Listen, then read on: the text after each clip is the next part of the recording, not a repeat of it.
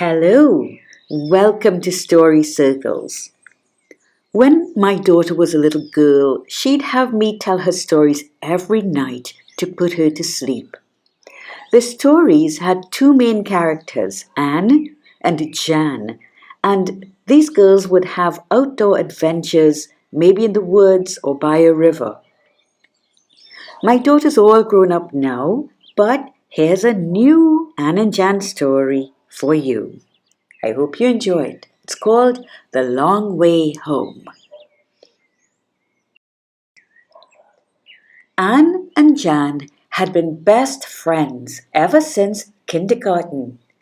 They were neighbors, and although they weren't allowed to sit with each other in class, they did everything else together. They never argued, each wanting the other to be happy. One afternoon, they were sitting on the step outside the hall, waiting on Jan's mom to collect them. It was late. They had already swung on the swings, slid on the slides, and scrambled around the monkey bars, and now they were on the steps, just sitting. Eventually, the boys in the football club traipsed over from the field, practice done for the day.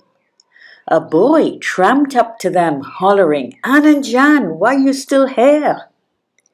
The girls glanced at each other and rolled their eyes. Jay was always so loud. "Ha ha ha," Jay continued in his usual carefree way. "Your mom forgot you. You should walk home with me." He lived one street away from theirs. "You walk home by yourself?" Anne was impressed. "Yes, I'm 11. His chest expanded. "I can take care of myself." Anne and Jan were 10, and they too felt quite grown up. "It's fun. I go around that way," he pointed, "by the bay. Yesterday I saw scarlet ibises." He squinted as he thought of the birds he'd seen. They were a group of about 10. "Maybe 100 I saw, feeding on crabs and shrimps in the shallows." "Ooh, you're lucky." Jan felt a pang of envy. "Yes," said Anne, "I wish I could see the birds." As Jay grabbed his backpack from the hall, he called out, "You can come with me if you want." They looked at each other. "Maybe we should walk home too," said Jan. "Oh, what about your mom?" Anne asked. "Maybe she can't get us today." Jan shrugged her shoulders. "It's very late," Anne agreed. "What if it gets dark and we're still here? We might have to spend the night at school." At that horrifying thought, the girls jumped up, grabbed their bags, and ran to catch up with Jay, who was already on his way. At the end of the lane was the main road. Usually, Jan's mom turned left, which took them out to another busy road where they'd turn right and then 5 minutes later turn right again. Instead, Jay headed off in the opposite direction, turning right towards the shoreline. It was a path the girls had never taken.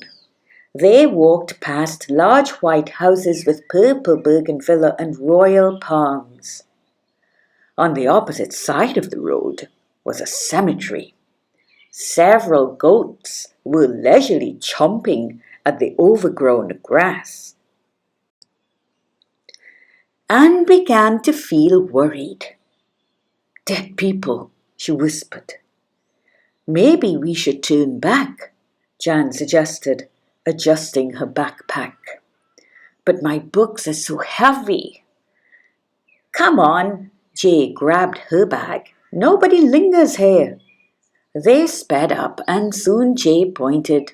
"Look there." Straight ahead, the brilliant blue sky bent to meet the sparkling sea. Mangroves stood on multiple roots, each tree set as if on a cluster of stilts. Beyond the mangroves, a rocky coastline gave way to a large expanse of mudflats. As the children got closer, they saw the tide was out. Anne and Jan stopped and stared. There were indeed birds on the seabed, a flock of white ibises, and near to them a family of ducks sat in the shallow water, their heads dipping for food. Anne said to Jay, "You promised we'd see the scarlet ibis." "The tide's out," Jay said. "They'll be here. Let's walk up this way. By the way, Jan, what do you have in this bag? Rocks?" "A library book. Miss Flanders told me it's good." "You're lucky I'm strong," he said. "Check that out." He pointed to a narrow stone path set atop the muddy ground and running 30 feet out into the sea. At the end of the path was a small white structure surrounded by bamboo poles that held up simple flags of varying colors. "Look at that!" Anne strolled closer to the path. "It's a temple." "We should explore," Jan exclaimed. "It's so close to school. How come we don't know about any of this?" "And there," Jay grinned in triumph, "the scarlet ibis." The girls gasped at the sight of the red wading birds on their long, fine legs, their necks like parallel lines as they bent to forage for food. "It's not even a dozen," Anne laughed. "I want to go closer." "You can go if you want," Jay replied, "but I'm going home. I'm famished." "Wait," said Jan, "we don't know the way." "It's easy," Jay pointed. "See, just keep walking along this track here. Then you'll get to a road called Crab Trace. Walk up that road. Look for the second road on the right, and that's your street." One girl glanced at the other. Then they both burst into broad smiles. "Okay." Jay went home while Anne and Jan took the stone path out to the little structure in the waveless sea. They sniffed the air that smelt of salt water alive with creatures, and mud which held all the shellfish the wading birds wanted. Anne and Jan found a smooth boulder perched like birds themselves and gazed out at the row of feeding scarlet ibis. Water swooshed through narrow channels of rock. Further out, 2 floating pelicans, hoping for bigger fish, played their waiting game. The girls lay back on the boulder so that they could find Tobago in the clouds, and then they fell asleep.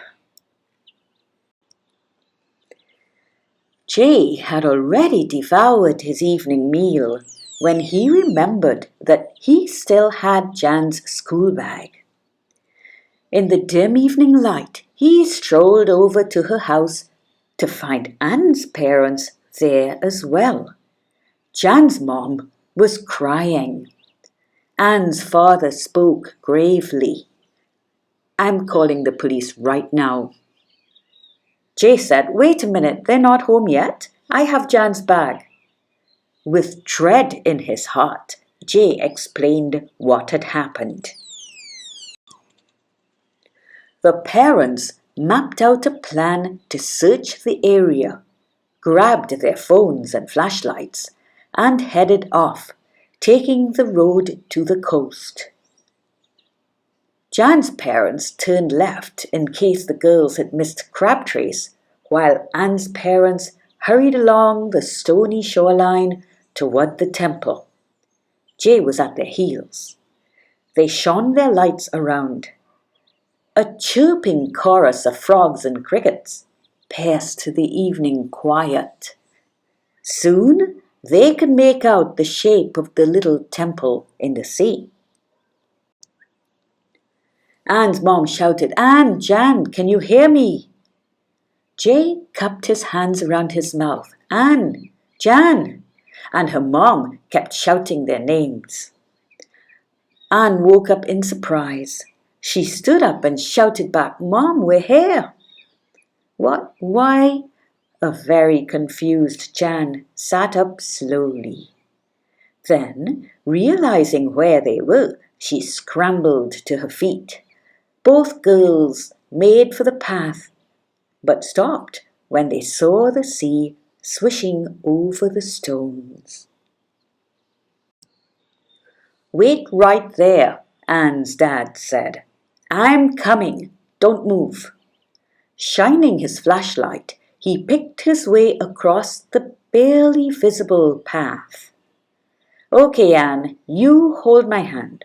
Jan, you hold Anne's. Stay close. Let's go."